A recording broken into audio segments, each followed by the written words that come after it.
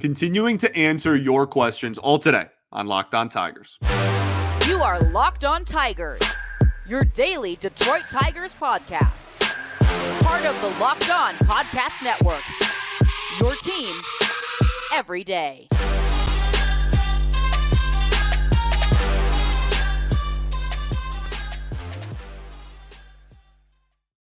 What is up, everybody? Welcome back to another edition of Locked On Tigers. I'm, of course, your host, Scott Bentley. Today is Wednesday, December 20th, 2023. Thank you so much for making Locked On Tigers your first listen every single day. We are free and available wherever you get your podcasts, including YouTube, part of the Locked On Podcast Network, your team every day.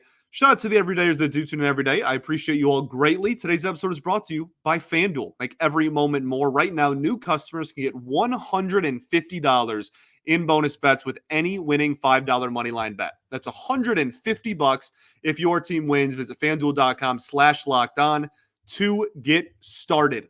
Alrighty, well, we are back. Happy Wednesday, everybody. Halfway point in the week here. Hope you're all having a good week. Heading into the holiday season can be stressful for some. Hope everyone's managing and doing well throughout. All right. So we are going to continue to answer your questions that were asked on last Wednesday's show, a week ago now. And I really have no issue with just making this like mailbag week. And again, if you ask more questions, I can't guarantee I'm going to have time to get to those, right? Because then we're going to be going into next week and beyond. But at least for this week, I think that I don't mind just we're going to answer more questions from last Wednesday's episode today and then finish up the rest that got asked on Friday because we got so many good questions.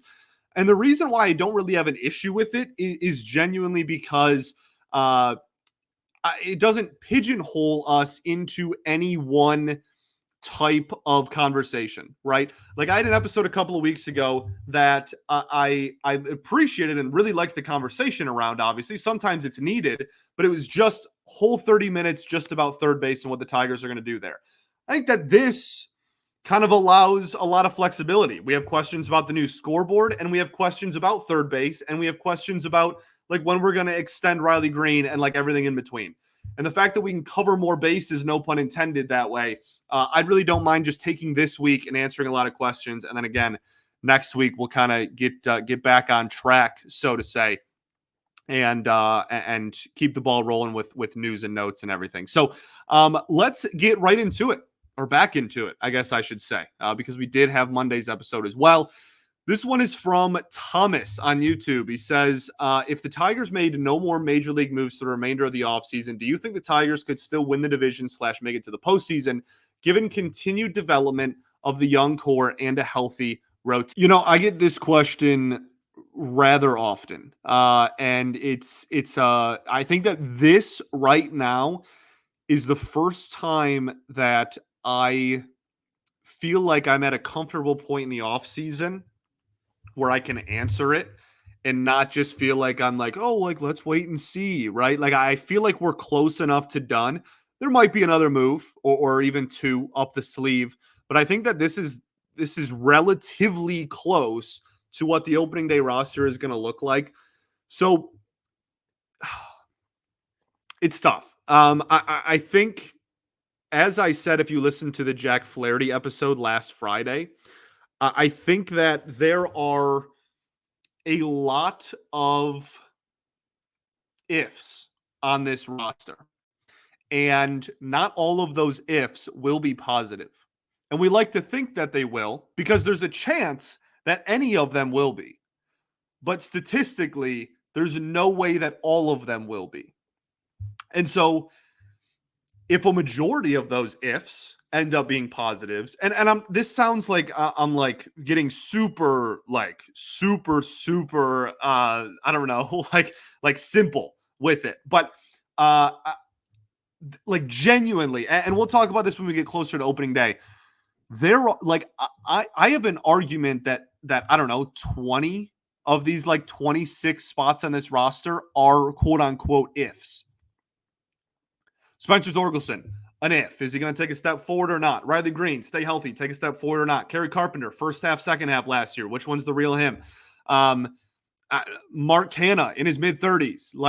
Yes, he's going to walk a lot. High floor move, I like, but what's the ceiling there at this point? Tarek Skubal has never even come close to a fully healthy season. Casey Mize coming off of Tommy John. All of these things could work out really well, but it's also all of your best players that you are trying to rely on could also not work out well, right? So, and this is the most critical part of any team build and rebuild, whatever you want to call it. This is the crucial part. It's so easy to lose. It's so easy to lose. It is so easy to suck and then take the bona fide top prospect in the top 5 picks in the draft every year. But once you filter out the old regime and those players start working their way through the minors and get to the majors and you start relying on them and then they become your pillars and your core, this is the launching point. It's right here. If it was a graph, it would be a lot of this, a lot of ups and downs. It would look like the Top Thrill Dragster at Cedar Point, right? Just like constant dips and really high peaks and then straight down, right? On 2019, you bottom out. On the uptick of that, you are at the point where every rebuild has gotten to. They've all gotten to a point where people have been optimistic. People have been excited. There's actually some hope. You have some good prospects that were drafted really high that you can circle. Every single rebuild ever has gotten to that point. But the Cubs went 100 years without a World Series because of the next step. And that was continued roster building. Some rebuilds get to this point and then flare out. And then you're the Pirates. You don't make the playoffs for 20 years. And I'm not trying to wish that on the Detroit Tigers organization, obviously, but this is the crucial point. This is it. This is it. This is where, and I'm not saying this offseason in a nutshell. I'm not saying today or the last 2 months is going to completely determine the Tigers' future. But these next 2 off seasons, I genuinely think are 2 of the most important off seasons, maybe in the history of the Tigers. Okay, that's way too dramatic. I was meant to say in my head, I promise, was in the last decade. That's what I was going to say. Certainly not in the history of the Tigers organization. But you get my point, right? You're at a point now where every decision you make is to try to build the rest of the roster around what you had in place when you sucked. Every rebuild gets to this point. It's the next step that's going to be crucial. I don't even know if I answered your question, and I'm so terribly sorry if I didn't. When it comes to the AL Central, it is possible. If I had to put my money on it today, I would say they probably don't win the AL Central. But I think they still are very much in a position to take another step forward. And then next offseason, take an even bigger step forward. And then we can start having that conversation a lot more seriously. But do I think it's impossible? No. The AL Central blows. And on top of that, the best teams in it are actively trying to spend less money. Anything's on the table in the AL Central, baby. It's the Wild West. It's the Wild Central. All right. Okay, let's keep the ball rolling here. We got a lot more questions to get to. I've gotten through 1 in a segment, so we're making fantastic time. Let's keep the ball rolling. We will do that right after this. Score early this NFL season with FanDuel, America's #1 sportsbook. Right now, new customers can get $150 in bonus bets with any winning $5 moneyline bet. That's $150 if your team wins. If you've been thinking about joining FanDuel, there is truly no better time to get in on the action. You have playoff races across football, right? It is the most electric time of year. MVP races, just awards in general. So many teams still in the mix. That Seahawks-Eagles game literally 2 nights ago, as you're listening to this, I guess, was an absolute electric factory. There's something about Seahawks players after primetime wins giving fantastic interviews that I greatly appreciate. But the app is so easy to use over at FanDuel. Spreads, player props, over-unders, so much more. So visit FanDuel.com/lockedon this NFL season to get started. FanDuel, official partner of the NFL.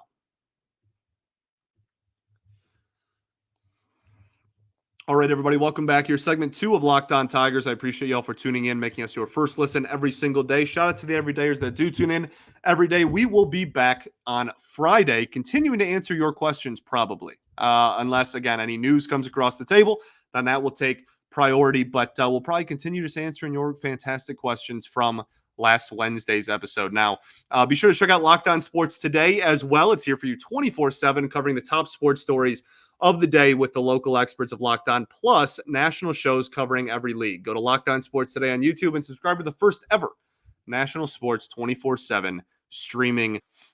Okay, so now that we have spent an entire first segment on literally one question, let's kind of try to burn through a few more of these.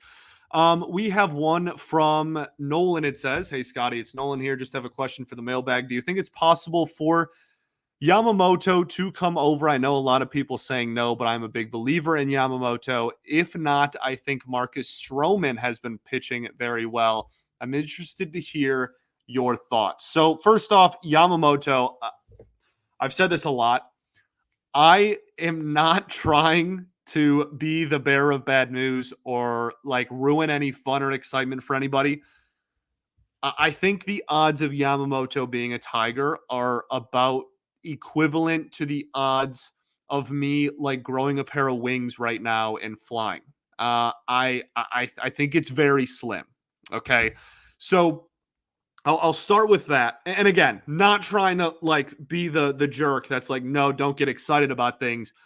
But I wouldn't be doing my job. Like I really think it's a slim chance, extremely slim chance. Would love to be wrong though. As far as Marcus Stroman goes, I don't mind the take. Now, this was also 6 days ago before we signed Flaherty, so I'm assuming that some of this mindset maybe has shifted. And so maybe there's not as much of a discussion now as there was if I had answered this right away and we didn't sign Flaherty, and I actually could have answered this on Friday. But Stroman, I think, will get a decent price tag probably for a couple of years. He's getting a little older. But, Stroman and Comerica is something that I've talked about on this show for like, 2.5, 3 years now. Like, because he keeps becoming available, whether it's through trade or like only signing 1-year deals or opting out or whatever.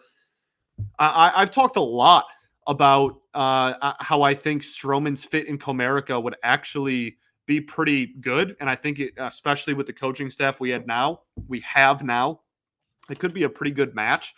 But again, I don't know if they're going to be in the business for too many more starting pitchers, period, now that we signed Flaherty. Again, I know that you asked that before that as well. Also, you asked, I think a possible trade is coming, but I don't think it's for Glasnow or Bieber. Obviously, Glasnow's been traded since this comment, but I still think it could be for somebody else. I think the odd man out is Akil Baddoo or Matt Manning. I agree with you on both of those fronts. I've been pretty vocal about that this offseason. So next one, we have, this one's from Dunn F74 on YouTube, who says, "I am all for signing another quality starter if this gives them depth." Again, this was 6 days ago, so also before signing Flaherty. To trade for a bat who is the bat or bats that they should be targeting, and should the Tigers be looking to swing a trade with the Reds, who have a logjam of young infielders for pitching help?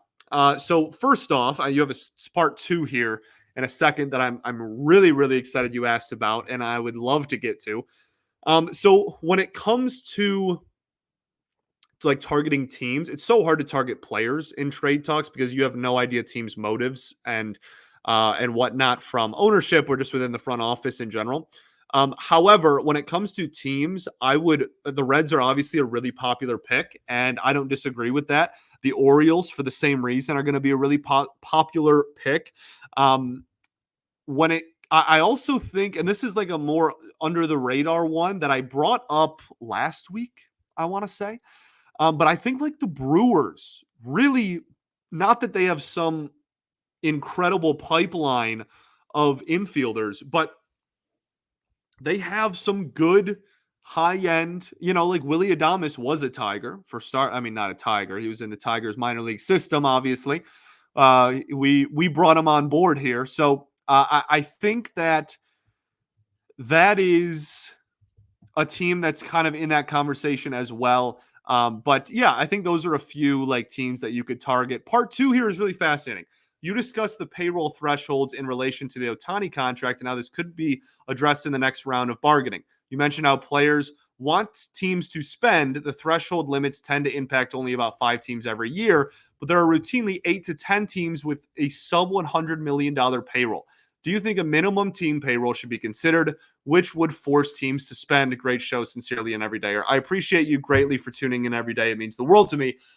I have been so vocal. Maybe I've kind of gotten off my soapbox lately. Maybe I'm getting soft.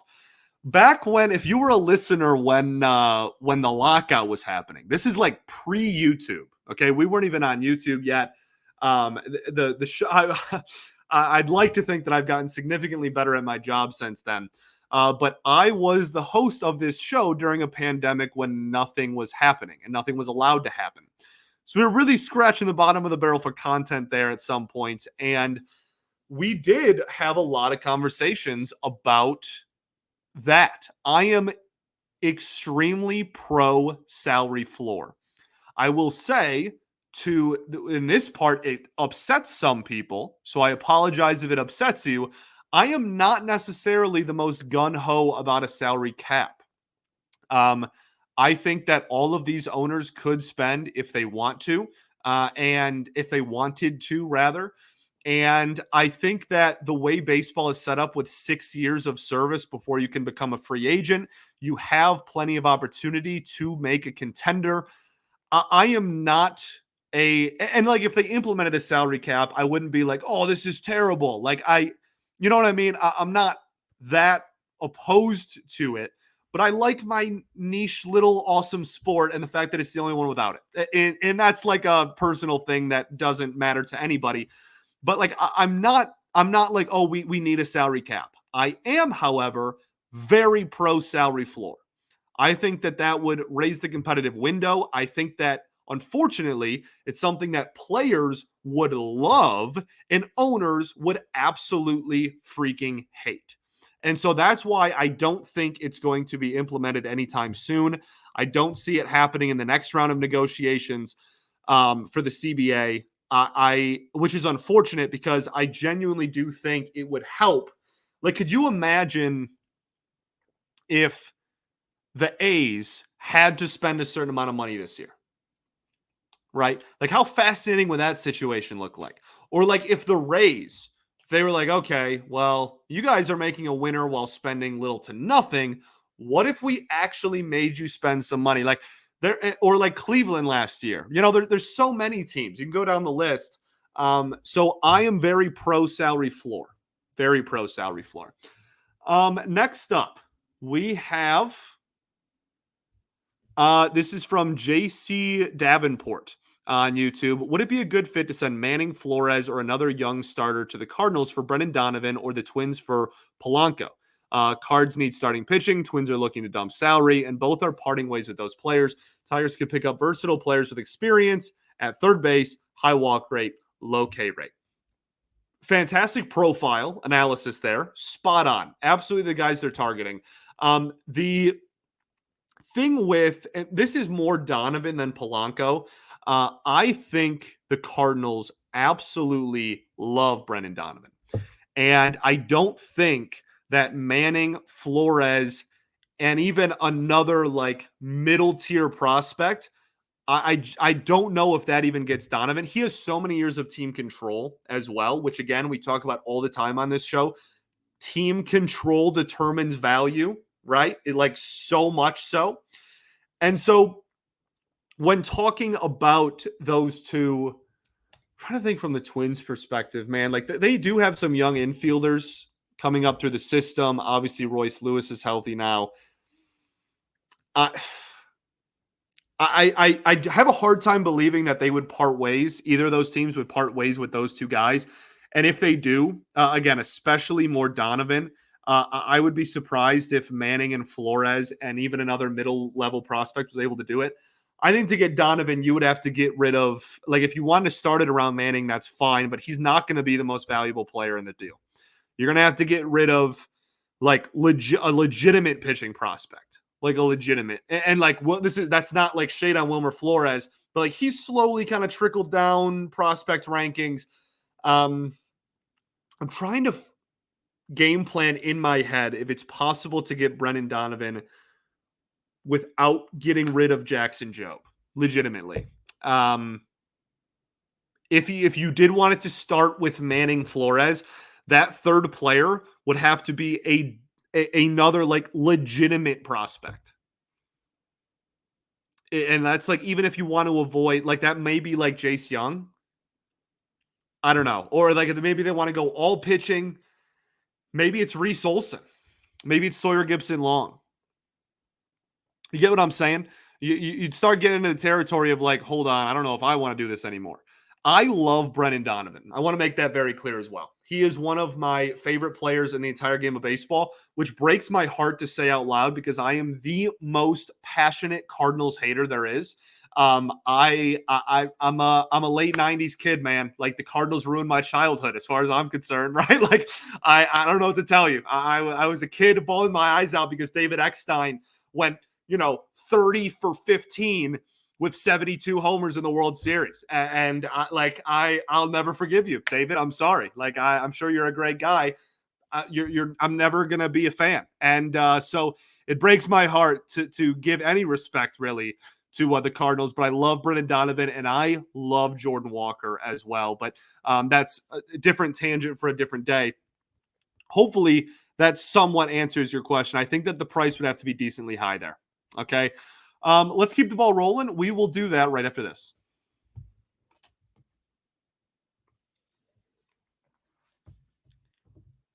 All right, everybody, welcome back here. Third and final segment of Locked On Tigers. Appreciate y'all for tuning in as always, making us your first listen every day. Okay, last 10 minutes here, final segment. Let's get through some more questions. Given the hole at third base currently, if the Tigers were to offer Manning Badu and either Brant Herter or Paul Wilson, is there a third baseman that with some pop that the Tigers could trade for given this package? So first off, Paul Wilson, I would have to look up. I'm not sure he's eligible to be traded yet. You got to spend a certain amount of time in the roster after getting drafted. But obviously Herter, similar conversation there. Also, Paul Wilson's a guy where like he's still so young that I'm kind of down to just like wait and see what he turns into. Like that's too much of a wild card for me to give up on this. We literally just drafted him. He's got some good velocity. We haven't even seen him pitch yet, right? High school arms usually, and clearly in this case, don't like pitch professionally because they want to save the arm and take care of it. So Paul Wilson's one of the players, like people always ask me like under the radar prospects that I'm looking forward to in 2023. My answer probably is Paul Wilson or Kevin McGonigal. But even just on the principle of Manning Badu and Herter, it's kind of similar to the last couple of questions, so we don't have to go too much more in depth. Again, like specific players are tough. I know that there's always some comments in, well, just like my episodes and whatnot, but there's like a few like specific players that consistently, JD Davis being one of those lately. There's a portion of the fan base that's pretty vocal about their interest in him, which I don't have a problem with really whatsoever. So again, I think I'm going to fall back and this might be a cop out. I'm really sorry if you feel like it is. I'm not trying to make it be, but I think that you have to look at teams because you have to find a team that A, could use pitching because that is what your surplus is of, and B, has a my favorite word, a plethora of infielders that play multiple positions, preferably third base. And that is what like the teams that you need to target, or the what you need to target more rather than individual players. Now, if there's individual players on those teams you target, then Bob's your uncle, you're in business. But like that, I think it's because that's kind of how trades work. It's much more fluid of like, okay, well, I have this. Who is within like the tier of like value that we could be giving back, etc. Tossing names back and forth, not as much walking up like if I don't leave here with this one person, then we're not doing a trade, right? You lose all your leverage in that situation. So I think that teams is probably the way to view that. Okay. Let's see. Another one. Oh, another one from Dunn F74 says, another mailbag question. What do you think about the Tigers trying to sign Mitch Garver? MLB trade rumors has him at 3 years, $39 million contract. Fangraphs has 2 years with similar AAV. They need bats, better offensive production. Kelly is a good defensive catcher, but can't hit. Garver can split time with Rogers. He can play first and also DH. You know, I don't hate it for starters. Garver, I would like him to be better defensively, but he has been a well above average offensive catcher for the last several seasons and for most of his career.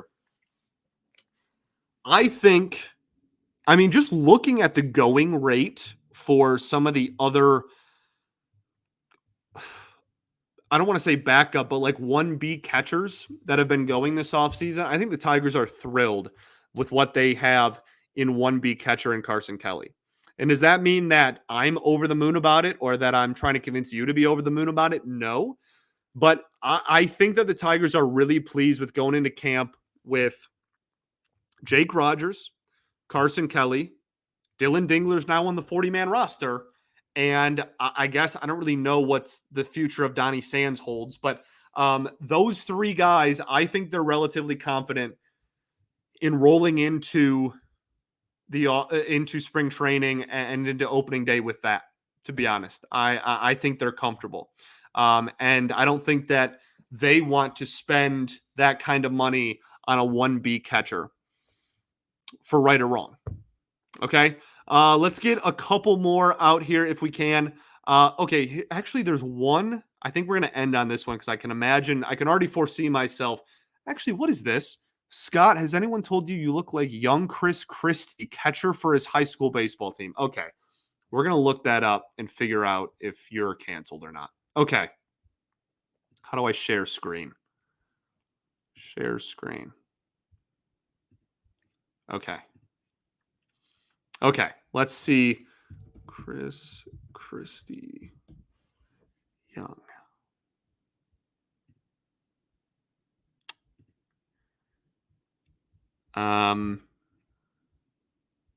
Okay, I don't need to read an article about Chris Christie.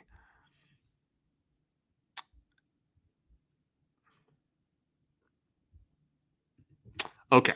I have no comment. I have no comment on whether that actually legitimately when my hair was longer back in the day, I think the resemblance is probably even stronger. We're not going to talk about that ever again. Thanks. Okay, so I think the last one I want to end on is an extension question. Yes. Okay. This is from Shane Dillon on YouTube. Okay. Actually, I read the wrong name. He asked thoughts on obtaining Tommy Edman. It's been sitting on my mind since last year's trade deadline. I think that they have already sold off enough to where they're probably going to keep Edmund at this point, right? Like the trade of Tyler O'Neill, etc. I think that they're probably gonna hold on to him now. But I think pre them trading off a couple of more pieces that could have been in the realm of possibility. But I think now they're probably just gonna hold. Okay, where is this question? It's also from Shane Dillon. Duh. Great question as always. He says, second question, when do we extend our younger stars, Tort Green and Scooble and Scary Carey? This is where we'll end the show. So I think this is a question I get so often.